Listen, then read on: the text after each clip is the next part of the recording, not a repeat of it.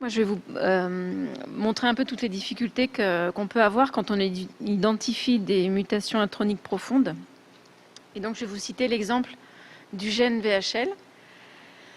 Et donc, le gène VHL, les mutations germinales de ce gène sont impliquées dans deux pathologies différentes. Donc, la première, hein, qui a donné le nom à ce gène, c'est la maladie de von Hippel-Lindau.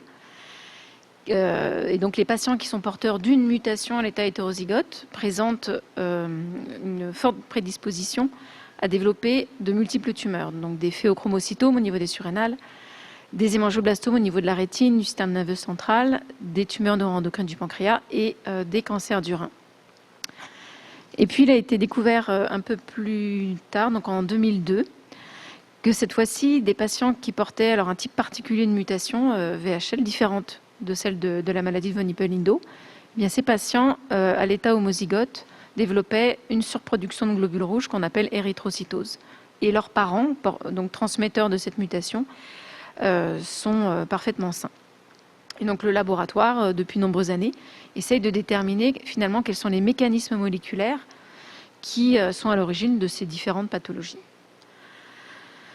Et donc le gène VHL, c'est un petit gène situé sur le chromosome 3, qui est composé de 3 exons et qui va coder 2 ARN messagers, donc un qui contient les 3 exons épicés ensemble, exon 1, 2, 3, qui vont être traduits donc, en fonction du codon d'initiation de l'introduction en 2 protéines fonctionnelles qui vont jouer un rôle donc, dans l'inhibition du facteur IF impliqué dans l'hypoxie.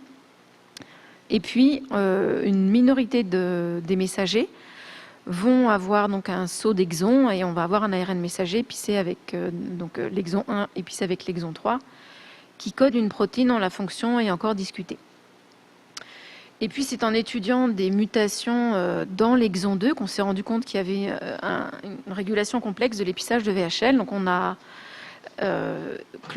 voulu cloner en fait toutes les isoformes qui contenaient les exons 1 et 3 de VHL, donc avec des primers localisés dans les exons 1 et 3. Et en fait, eh bien, on a identifié un exon caché, un exon cryptique qu'on appelait E1' et qu'on a retrouvé dans 2 types d'ARN messagers. Donc, une inclue dans cet ARN messager, donc on avait 1' épicé avec entre les exons 1 et 2. Et puis, la même chose avec cette E1' localisée entre les exons 1 et 3. Alors, cet exon 1' dans les 2 cas, il introduit un codon stop prématuré, donc on ne sait pas encore si ça peut produire une protéine ou si cet ARN messager avec ce codon stop prématuré, eh bien, il est ciblé par la machinerie de dégradation qu'on appelle NMD pour Nonsense Mediated Decay, donc qui dégrade les ARN messagers avec ce codon stop prématuré. Alors, qu'est-ce qu'on appelle par exon ? Ça va être donc une fraction qui va être retenue dans un ARN messager. Et donc, là, vous voyez E1' en rouge. Il est situé à 576 paires de bases de l'exon 1. Donc, en nomenclature, on parle toujours de 340 plus 576, etc. Et il contient les séquences consensus d'épissage, donc site donneur AG, site accepteur AG et puis site donneur GT. Donc un exon classique finalement. Et puis dans la littérature, donc dans NCBI, eh bien, finalement ce qui a été décrit, c'est bien cet exon E1', mais cette fois-ci initié à partir d'un promoteur alternatif. Et en effet, lorsqu'on regarde les données de RNA-seq qui sont en accès libre, eh bien, ce qu'on voit, donc vous avez ici des données de RNA-seq représentant sa chimie avec le nombre de rides, et puis ces épissages en bleu qui sont les épissages majoritaires. Eh bien, on voit en effet que E1', il est présent dans très nombreux tissus, donc ça c'est un exemple. Et en fait, il est toujours épicé avec l'exon 2 et finalement très rarement inclus avec l'exon 1. Donc on aurait finalement une isoforme naturelle qui serait plus un ARN long non codant, initié à partir d'un promoteur alternatif. Alors, donc, ce qu'on a fait, c'est de séquencer cet exon dans des cas qui étaient irrésolus au laboratoire, de patients qui avaient une érythrocytose et pour lesquels on attendait 2 événements pour lesquels on n'avait qu'un, Et finalement, on a retrouvé ce deuxième événement dans cet exon E1'. Donc vous voyez, très profond dans l'intron, en 340 plus, 574, 694, 816, etc. Et donc chez des patients atteints de polyglobulie, qui notamment avaient été envoyés à Oxford pour être séquencés en whole génome. Et quand on est retourné avec le laboratoire qui collaborait, eh bien, ils avaient en effet identifié ces variants, mais ils avaient été incapables d'en faire quoi que ce soit parce que pour certains d'entre eux, c'était des polymorphismes très rares. Donc on a poursuivi notre étude et le plus intéressant, ça a vraiment été d'identifier un variant, le 340 plus 617, associé à un polymorphisme, le 648. Et c'est vraiment l'association des deux, cette fois-ci, qu'on a retrouvé dans une famille atteinte de la maladie de von Hippel-Lindau sur 2 générations et qui était vraiment en errance diagnostique depuis plus de 15 ans. Au laboratoire, on avait tout séquencé, le promoteur, la séquence 5', 3' unitaire, etc. Et puis les régions introniques, finalement pas assez profondes, puisqu'il a fallu aller séquencer jusque dans l'intron pour trouver ce variant qui s'égrège parfaitement avec la pathologie. Donc on a démarré nos études fonctionnelles donc par un test minigène. Donc autant vous dire qu'aucun site de prédiction ne prédisait, ça prédisait vraiment aucun effet, puisque on ne touche pas des séquences d'épissage consensus finalement. Et donc on a cloné notre exon 1' normal ou muté dans ce PCAS2, prêté également par Alexandre Martins. Et donc je vous redonne pas la technique, mais voilà les résultats qu'on a obtenus. Donc on a testé différents types cellulaires. On n'a pas tout le temps eu le même type d'épissage en fonction du type cellulaire. Mais ce qu'on a retrouvé dans tous les cas, alors là, mais les gels sont pas aussi propres que ceux montrés tout à l'heure parce qu'on est vraiment dans on a finalement cloné une séquence intronique. Ça a été d'ailleurs très difficile à cloner. Et il y a plein de bruit de fond en fait dans nos tests, donc c'était pas si facile que ça. Mais ce qu'on a constaté à chaque fois, c'est que les mutations dans cet exon 1' entraînent une rétention de cet exon avec la bande supérieure ici, qui n'est pas présente dans la construction sauvage. Donc de façon naturelle, E1' n'est pas épicé, et la mutation fait que cet exon il est inclus et il est épicé dans tous les types cellulaires testés. Et à chaque fois, on a finalement une altération plus sévère avec une inclusion de cet intron plus forte chez les patients qui ont des cancers, la maladie de von Hippel-Lindau, versus ceux qui ont des polyglobulies, qui est une pathologie moins sévère. Alors on a confirmé cette rétention de E1' par RT-qPCR dans des lignées lymphoblastoïdes de patients.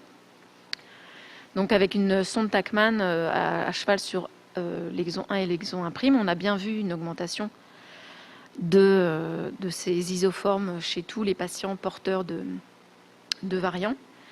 Et on a également montré avec un traitement à la puromycine dans ces lignées lymphoblastoïdes, eh bien que quand on stoppe le NMD, donc c'est le rôle de la puromycine, c'est vraiment d'inhiber la machinerie de dégradation des ARN qui possèdent un codon stop prématuré. Et là, on avait une augmentation jusqu'à 40 de ce taux de transcrit, démontrant ainsi que finalement, il y a bien un intron, un exon cryptique qui a été rajouté, mais comme il a un codon stop prématuré, il est finalement ciblé pour la dégradation. Et cette inclusion est tellement forte que la machinerie, finalement, elle doit saturer, et c'est pour ça qu'on en retrouve en conditions normales. Alors, on a confirmé cette rétention également par le séquençage ARN, soit du sang des patients, des lignées lymphoblastoïdes de patients, mais également des tumeurs chez nos patients qui avaient la maladie de von Hippel-Lindau. Et donc on voit que E1' il est exprimé en conditions normales de façon très très faible en vert. Et puis chez les patients qui ont ces altérations dans E1', on a vraiment une augmentation du nombre de rides. Donc on a confirmé finalement dans le tissu lui-même. Alors, quelle est la conséquence eh bien, de cette altération de l'épissage, on va dire. Donc, on a confirmé, entre guillemets, que la protéine qui pourrait, on va dire le petit peu de peptide qui pourrait être codé par l'inclusion de E1', bien, il n'est pas présent finalement. On n'a pas trouvé de cette protéine dans les lignées lymphoblastoïdes des patients. Par contre, la conséquence, c'est qu'on a une diminution de l'expression des protéines VHL fonctionnelles. Donc ici, dans les lignées lymphoblastoïdes, c'est plutôt la PVHL 160 qui est normalement exprimée. Et donc, on voit en fait que tous les patients porteurs de mutations dans E1' ont une diminution de l'expression de cette protéine fonctionnelle. Donc certainement, l'épissage doit avoir un impact sur l'épissage correct de la protéine fonctionnelle. Donc cette étude, elle a été poursuivie par donc Alexandre Buffet et puis coordonnée par Anne-Paul Jiménez-Recoplot avec le séquençage d'une cohorte internationale multicentre de 1167 patients qui a permis le séquençage donc de patients avec une ou plusieurs tumeurs du spectre VHL, des patients avec la maladie de von Hippel-Lindau et 946 patients avec paragangliome chez lesquels aucune altération n'avait été retrouvée. Et 6 variants supplémentaires dans E1' ont été retrouvés. Seulement 2, on va dire, qui ont pu être classés en pathogènes. Donc le 617, qu'on avait déjà retrouvé dans notre famille VHL associé à un polymorphisme. Et puis un autre en 682 dans un phéochromocytome. Donc ça reste des anomalies très très rares. Depuis, on a identifié une dizaine de familles supplémentaires, soit avec érythrocytose ou soit avec tumeur du spectre VHL ou bien tumeur du rein assez particulière, pas forcément VHL, donc chromophobe ou papillaire, mais voilà, avec une suspicion quand même d'altération de l'épissage. Donc on a poursuivi nos études et cette fois-ci, on s'est surtout concentré sur des variants pour lesquels on s'attendait vraiment à un effet. C'est les variants qui touchent le site consensus accepteur d'épissage, donc le site AG.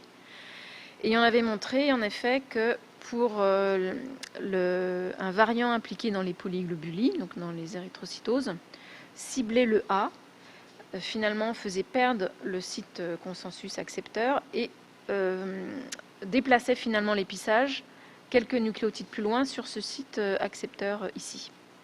Et donc on s'est dit, avec ce nouveau variant qu'on vient d'identifier, qui est cette fois-ci responsable d'un cancer, eh bien on va avoir un effet encore plus fort. C'est ce qu'on avait obtenu finalement avec tout le reste de nos mutations.